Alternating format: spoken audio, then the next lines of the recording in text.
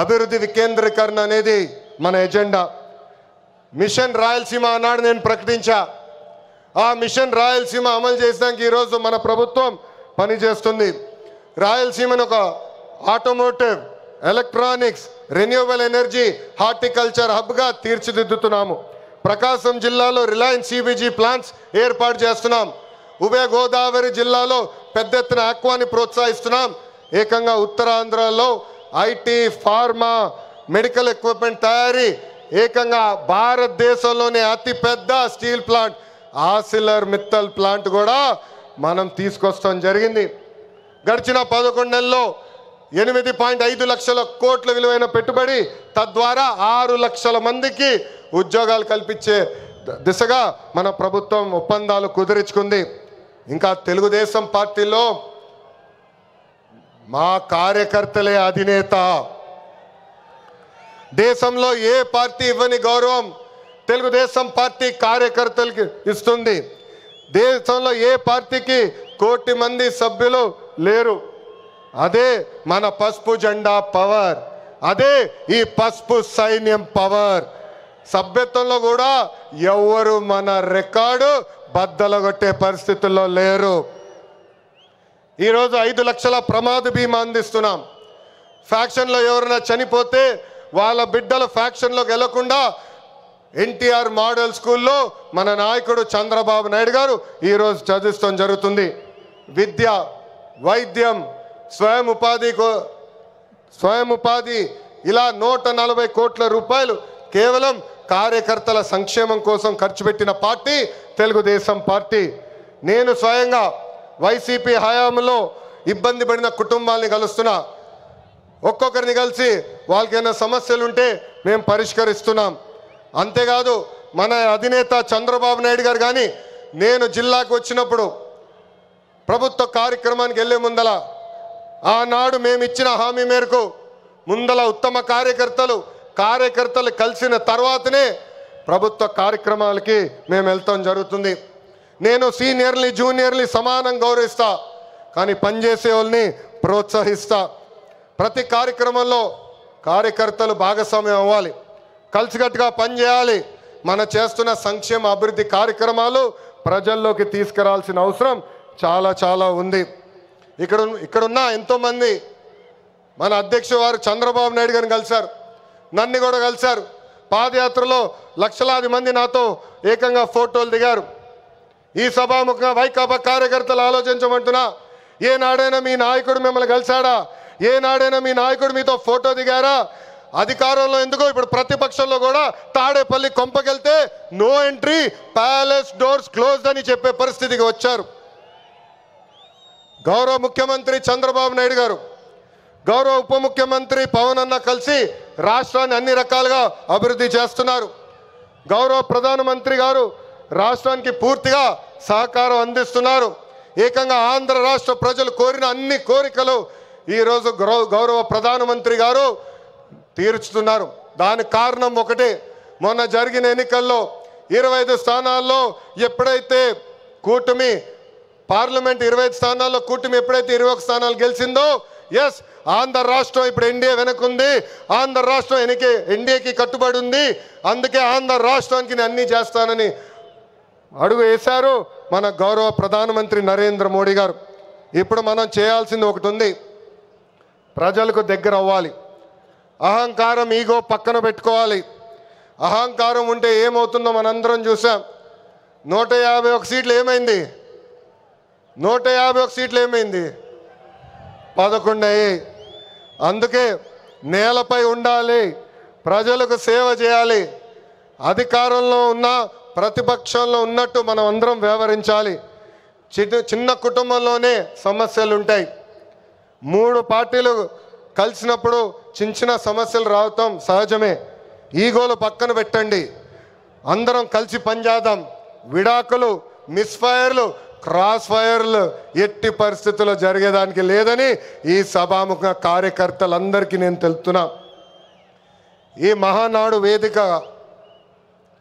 మహానాడు వేదికగా ఒక ముఖ్యమైన విషయం ఆంధ్ర రాష్ట్ర ప్రజలకి నేను చెప్పదలుచుకున్నా. ప్రభుత్వ కొనసాగింపు చాలా అవసరం. ఒక రాష్ట్రం అభివృద్ధి చెందాలంటే ప్రభుత్వం కొనసాగించాల్సిన అవసరం చాలా ముఖ్యం. 2014లో కట్టుబట్టలతో మన ప్రయాణం ప్రారంభించాం. 2014 నుంచి 19 వరకు సంక్షేమ అభివృద్ధి జోడి ఎద్దుల బండిలాగా మనం నడిపించాం. 2019లో విధ్వంస పాలన వచ్చింది, విధ్వంస ప్రభుత్వం వచ్చింది, ఒక సైకో ముఖ్యమంత్రి అయ్యాడు. దానివల్ల ఆంధ్ర రాష్ట్రం 30 సంవత్సరాలు వెనక్కిపోయింది. ఆంధ్ర రాష్ట్రం చాలా ఇబ్బంది పడింది. ఒక్కసారి ఆంధ్ర రాష్ట్ర ప్రజలు ఆలోచించాలా. గుజరాత్లో బీజేపీ వరుసగా 7 సార్లు గెలిచింది. ప్రభుత్వ కొనసాగింపు వల్ల ఈరోజు గుజరాత్లో అన్ని రంగాల్లో వాళ్ళు అగ్రస్థానంలో ఉన్నారు. అంతెందుకు, మొన్నటి వరకు మన వెనకాల ఉన్న ఒరిస్సా రాష్ట్రంలో కూడా బిజు జనతాదళ్ వరుసగా 5 సార్లు గెలిచింది. ప్రభుత్వ కొనసాగింపు వల్ల వాళ్ళు కూడా కొన్ని రంగాల్లో ఆంధ్ర రాష్ట్రాన్ని దాటి ముందరికెళ్ళే పరిస్థితి. ఉమ్మడి రాష్ట్రంలో తెలుగుదేశం పార్టీ ఒకసారి వరుసగా గెలిచింది. మనందరం చూసాం ఆనాడు ఆంధ్ర రాష్ట్రం ఎలా అభివృద్ధి చెందిందో. అందుకే ప్రభుత్వ కొనసాగింపు చాలా చాలా ముఖ్యం. దీని గురించి రాష్ట్ర ప్రజలందరికీ తెలియజేయాల్సిన బాధ్యత ప్రతి పసుపు సైనికుడి పైన ఉందని ఈ సభాముఖంగా కోరుకుంటున్నా. ప్రభుత్వ కొనసాగింపు ఉంటేనే పెట్టుబడులు వస్తాయి, పెట్టుబడులు వస్తేనే నిరుద్యోగ యువకులకి పెద్ద ఎత్తున ఉద్యోగాలు కల్పించే అవకాశం మనందరికీ దక్కుతుంది. నేను ఈరోజు దేవుని గడప సాక్షిగా రాయలసీమ ప్రజల్ని కొన్ని ప్రశ్నలు అడగాలనుకుంటున్నా. రెడీనా? రెడీనా? తల్లిని చెల్లిని మెడబట్టుకుని బయటికి ఎంటేసింది ఎవరు? ఎవరు?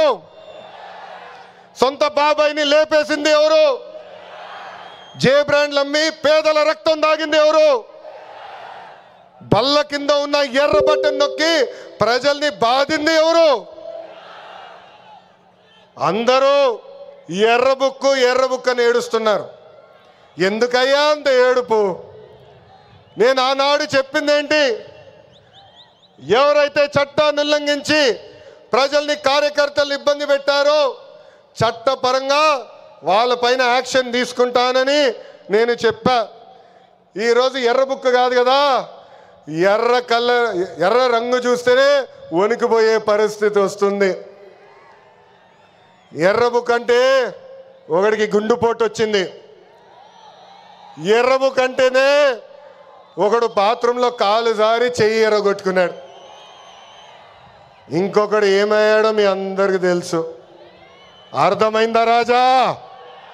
అర్థమైందా రాజా?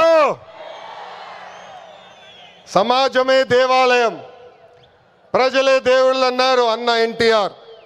అందుకే మనం 6 శాసనాలు ప్రకటించాం.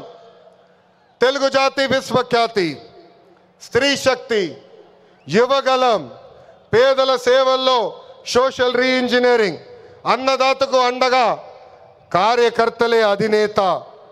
పాలిట్ బ్యూరో సభ్యుల దగ్గర నుంచి, వేదికమైన పెద్దల దగ్గర నుంచి, ఇక్కడున్న కార్యకర్తల వరకు ఈ 6 శాసనాలు మన శ్వాసగా బతకాలని ఈ సభాముఖంగా మిమ్మల్ని అందరినీ కోరుకుంటూ, మనకి ప్రజలు ముఖ్యం, వాళ్ళ ఆనందం వాళ్ళ సంతోషం ముఖ్యం.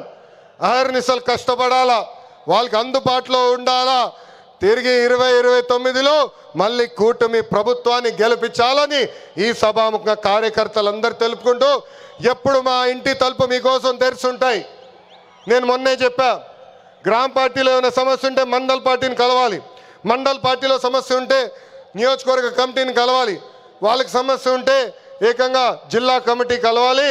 వాళ్ళు కూడా సమస్య పరిష్కారం కాకపోతే ఎప్పుడు నవ్వుతున్న మన అధ్యక్షుల వారు పల్లా శ్రీనివాస్ గారిని కలవాలి. ఆయన వల్ల కూడా అయిపోతే మీ లోకేష్ మీకు అండగా నిలబడతారు, మీ సమస్య పరిష్కరించే బాధ్యత నేను తీసుకుంటానని పసుపు సైన్యానికి ఈ సభాముఖంగా నేను హామీ ఇస్తూ, ఈరోజు గౌరవ ముఖ్యమంత్రి గారు చంద్రబాబు నాయుడు గారు వేదిక పైన వచ్చినప్పుడు ఒక పాట పెట్టారు. ఆ క్షణంలో నాకు చాలా బాధేసింది. ఎందుకంటే ఆ పాట వినిన తర్వాత గౌరవ ముఖ్యమంత్రి గారిని నేను రాజమండ్రి జైల్లో మొదటిసారి కలిసిన సంఘటన గుర్తొచ్చింది. చాలా బాధేసింది. ప్రజల కోసం ఆయన జీవితం ఆల్మోస్ట్ పోయింది. అక్టోబర్లో 2003 బాంబ్ బ్లాస్ట్లో నక్సలైట్లు ఆయన పైన దాడి చేశారు. నాడు నేడు ఎప్పుడు ఆయన ప్రజల గురించి, ప్రజల భవిష్యత్తు గురించి ఆలోచించే వ్యక్తి. అలాంటి వ్యక్తికి ఎందుకు దేవుడు ఆనాడు ఈ పరీక్ష ఇచ్చాడా అనుకున్నా. ఇప్పుడు అర్థమైంది. తెలుగు ప్రజలు తిరిగి చంద్రబాబు నాయుడు గారు వెనక నిలబడేదానికి దేవుడు మనందరికి ఒక పరీక్ష పెట్టాడు. ఆ పరీక్ష జయించాను. అందుకే ఈ రాయలసీమ గడ్డ తెలుగుదేశం పార్టీ అడ్డ అని తెలుపుకుంటూ నాకు ఇంత అద్భుతమైన అవకాశం ఇచ్చిన ఈ పసుపు సైన్యానికి పేరు పేరున నా హృదయపూర్వక ధన్యవాదాలు తెలుపుకుంటూ మీ అందరి దగ్గర నుంచి సెలవు తీసుకుంటున్నా. జోహార్ అన్న ఎన్టీఆర్, జోహార్ అన్న ఎన్టీఆర్.